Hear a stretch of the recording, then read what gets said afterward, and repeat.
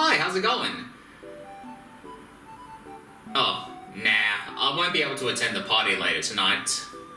Yeah, sorry about that. It's just that I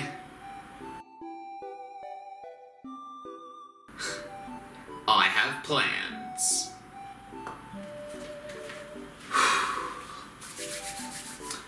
Let's do this.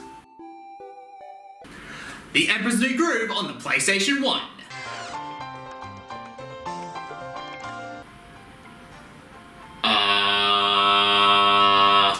Oh well, I guess we're just gonna have to play Batman Arkham City instead. Batman Arkham Asylum is still to this day one of the more enjoyable superhero games to endure. Arkham Asylum managed to have its Game of the Year edition, as well as selling copies over 2 million sales worldwide. So this game did leave an impact and it was a success, but looking back at the year 2021, you can see that some areas are at an early stage, but if you think the gameplay here was good, what if I told you that was just a little teaser for what was going to come later on?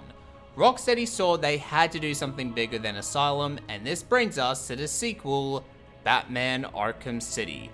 A game, in my opinion, improved everything.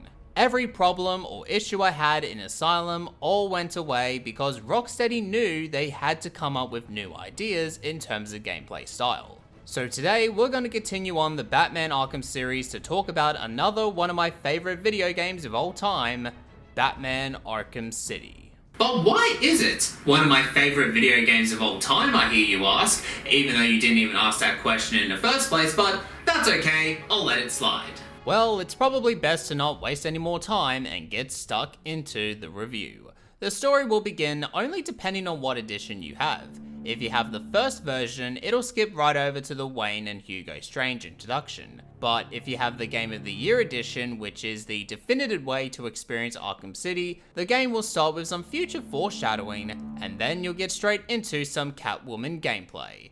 So as part of the DLC, not only you'll play as Batman in story mode, but you'll also have the opportunity to play as Catwoman as well.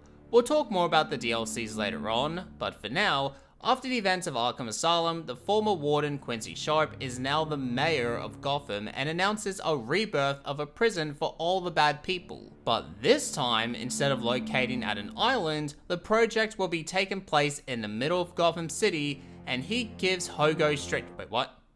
Wait, hold on a second, let me just, yeah, there we go.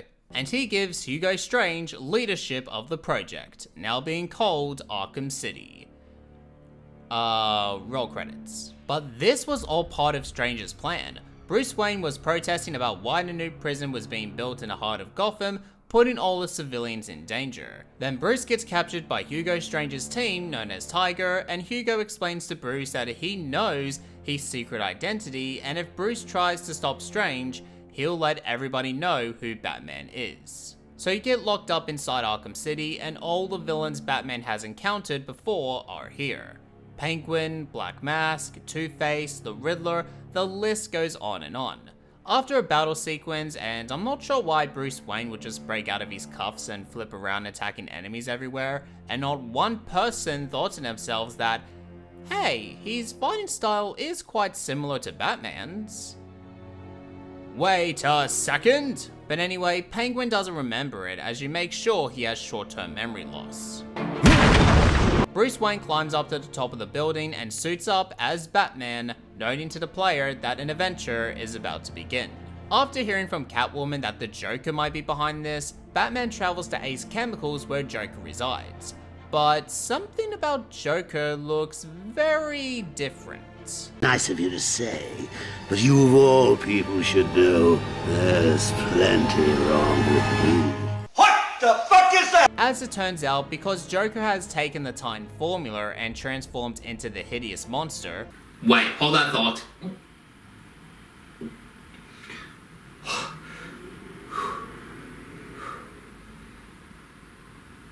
Okay, I'm good. The aftermath has been pretty brutal for him as he is now sick and on the verge of dying. While Batman was passed out, Joker gave his blood to not only Batman, but to all the hospitals around Gotham City. So with little to no choice left, Batman has to stop Hugo's plans of running Arkham City and curing himself, the people of Gotham, and the Joker before something bad happens. In other words, to take a quote from AEW's Lance Archer, everybody dies. I think the story, once again like Arkham Asylum, is well-paced and very interesting. I do like Hugo Strange being given a bigger role to play in here instead of a one-off appearance, because I do think he's pretty underrated in terms of Batman villains. And I do enjoy the multiple stories the game brings, like Batman is being poisoned by Joker, and Joker claims that Mr. Freeze was working on a cure, so you try to find him, but he's captured by Penguin, which you have to save Mr. Freeze, only to find out that the cure requires a special blood only Ra's al Ghul has, and I think I'm spoiling a bit too much here, so I'll just end that discussion, and I apologize if I spoiled the game for you. Having said that, this is an old video game, and I'm guessing that the majority of you watching have already experienced the game before, but long story short, I enjoyed the plot here, and I'll talk more about it later on as we get to the ending scene. And what else do I need to say about the graphics that has not been said before? The game looks amazing, the open world structure is well done, and there's a lot of cool detail here. Especially if you're a Batman fan and you see all these Easter eggs that references characters and story arcs, it truly will be a delight for you. And look at me go! I'm playing as the world's greatest detective. There's absolutely nothing that can scare me. Holy shit, hit the deck!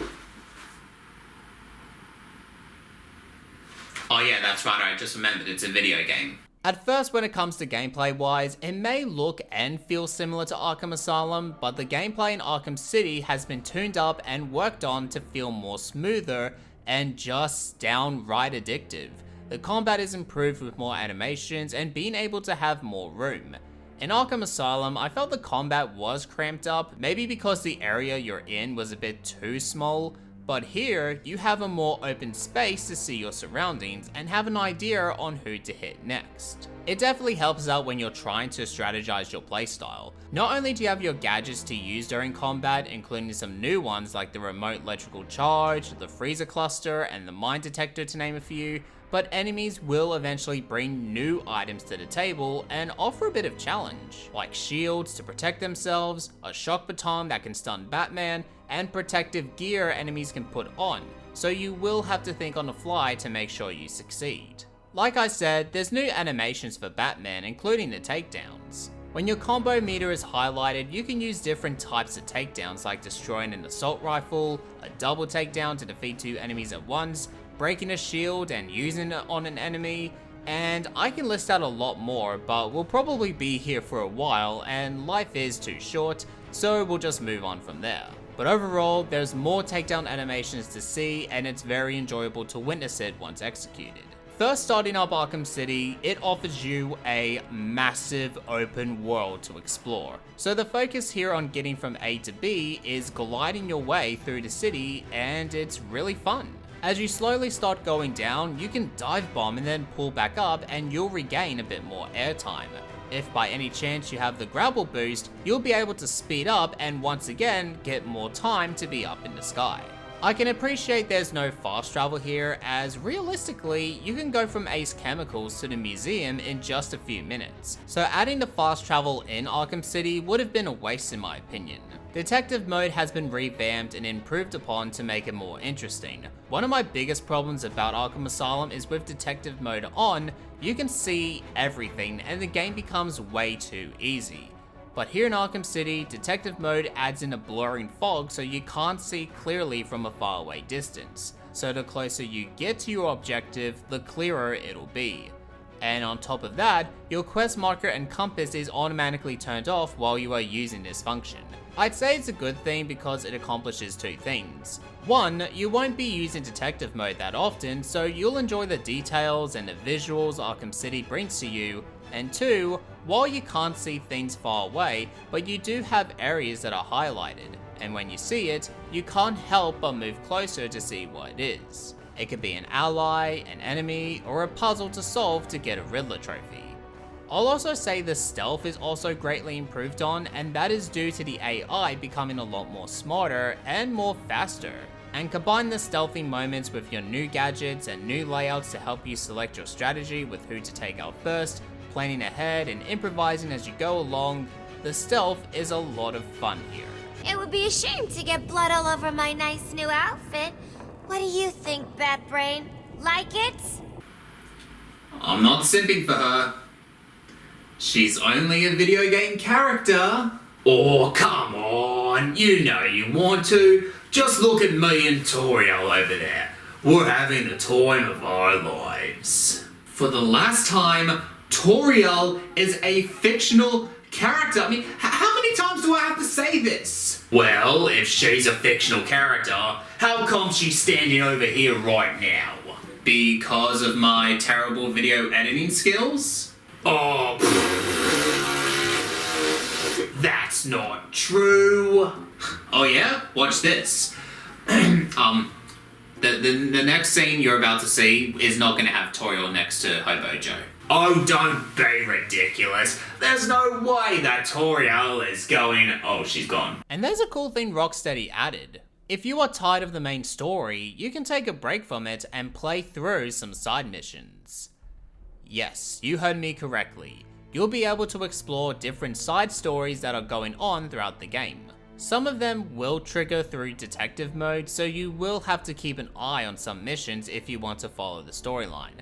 Some of the missions include Victor Zsasz keeping civilians hostage, and the only way to track him down is to use the phone whenever he rings. You also have Deadshot, who has a list of people to kill in Arkham City, and Batman has to use his skills to find Deadshot before he confirms his next kill. And you also have Azrael, who mysteriously appears and you have to find him through different locations and understand why he is at Gotham. And of course, there's many more side missions to endure, and I love this idea. It brings even more replay value than before, and it's pretty cool to experience those side missions. Like I said earlier, you can play as Catwoman in different areas in the main storyline, and even though the gameplay is similar, she does have a unique style to match her personality. But what's really cool about her gameplay side is this section right here. So when she grabs the briefcase full of money, you know, the kind of money that'll make Mr. Krabs go completely nuts for, you'll also see Batman on a TV screen in trouble and on the verge of dying. You're then given two choices. You can drop the briefcase to save Batman, or you can just walk out of Arkham City just like that. Now, just out of curiosity's sake, I decided to walk out because, hey, it's Batman, he'll figure something out, right? Well, as it turns out, once Catwoman leaves, the game rolls the credits and Oracle explains to the audience that Batman has lost and the Joker has won, and Gotham will never be the same again. Then, a minute later, the game rewinds to the two pathways you have to decide on. Now, they didn't technically have to add this in, but I'm glad they did. It demonstrated choice making and a what if scenario if the player just wanted to roleplay for a moment. And it just goes to show, like what I said in Arkham Asylum, that if you have the right people developing a project, you can indeed make some magic. I should probably mention the bosses here, and they're definitely a lot better than Arkham Asylum. Not a 10 out of 10 masterpiece, but still a major improvement. Solomon Grundy's boss sees you destroying the highlighted floor area to stun Grundy, and you'll be able to get the advantage. It may look tricky at first, but once you get the hang of it, the boss fight can be pretty easy. The next boss is Ghul, and this one is very interesting. You teleport to the demon world where Ghul has all the power in his arsenal, and you have to try and stop him, and this includes beating a wave of enemies, use the electrical charge to blast the giant version of himself, and block his quick sword attacks. I really enjoyed this one. The next boss is Mr. Freeze, and this one is my favorite boss in this game. You have to rely on stealth to try and take him down, but the catch is, Mr. Freeze learns every takedown event that occurs. So after you perform one attack, Mr. Freeze will use his skills, so you can't do the same move over and over. It's almost like you have to think on the spot for what comes next, and I love it. The final boss is not Joker, but Clayface this time around. Before I talk about Clayface, I'll mention the music. The soundtrack sounds just as good as Arkham Asylum's, the combat music is awesome, and I love the main menu song as well. It really does pack a punch when you give it a listen.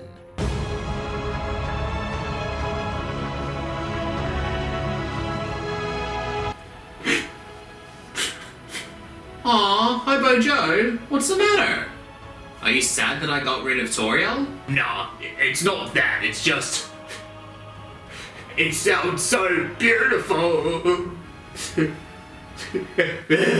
Okay, time to talk about the final boss. Clayface is also good. Not the best compared to earlier bosses, but I'll definitely take it comparing to Titan Joker. Well, if I had to be honest, I would take all the bosses in Arkham City rather than Titan Joker.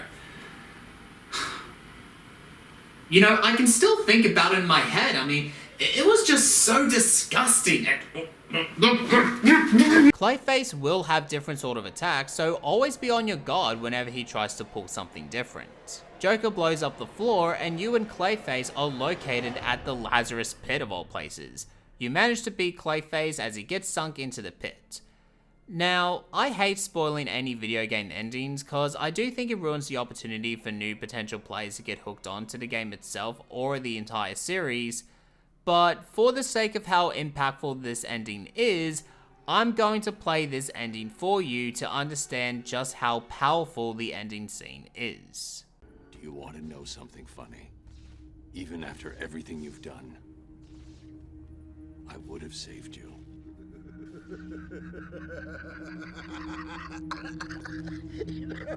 That actually is pretty funny.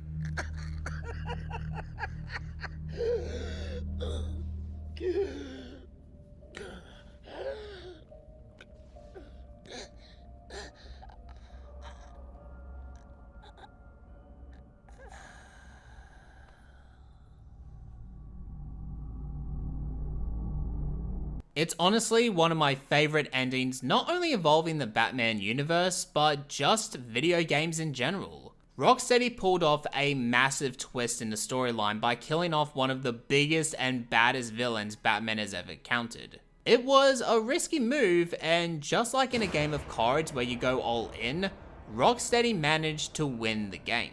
The ending is awesome. The music did its job well, and you're left wondering how the story will go forward from there. So as always, when you beat Arkham City, you can continue roaming around the city, completing more side missions, and collecting Riddler trophies. The trophies are so much better here. Not only do you have to use your gadgets to obtain them, but some of them are treated like puzzles, so you're required to stop and think on how you can achieve that trophy. You still have the main challenges to go through, character bios and models to look at, artwork, story synopsis, and if you have the DLC, you'll be able to play as Robin under a storyline called Harley Quinn's Revenge. It only goes on for an hour and a half, but it's something worth trying out.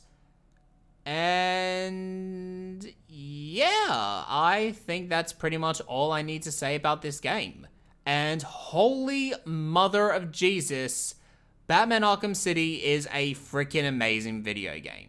Every single problem I had in Asylum all went away, and it was all fixed up or tuned just so slightly to make the experience so much better.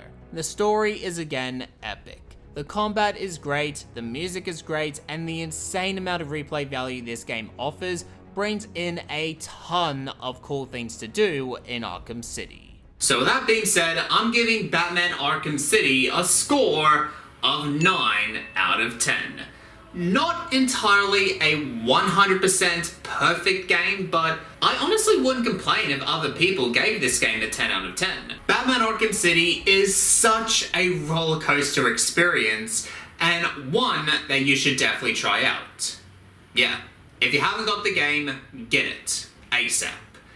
Now, this is the part where we're going to take a bit of a break from the Batman Arkham series, but don't worry, we will continue on the series later on this year. There is just some other games I've been wanting to talk about for the longest time. So while I just stand here and ponder around on what game I want to review next, I'll just say thank you for watching this review, and if you enjoyed it, make sure to leave a like, share the video, and subscribe to the channel. You can follow me on Twitter and Instagram, the links will be down in the description box down below. My name is Cheese and Crackers, telling you to always pull out if necessary. Wait, what?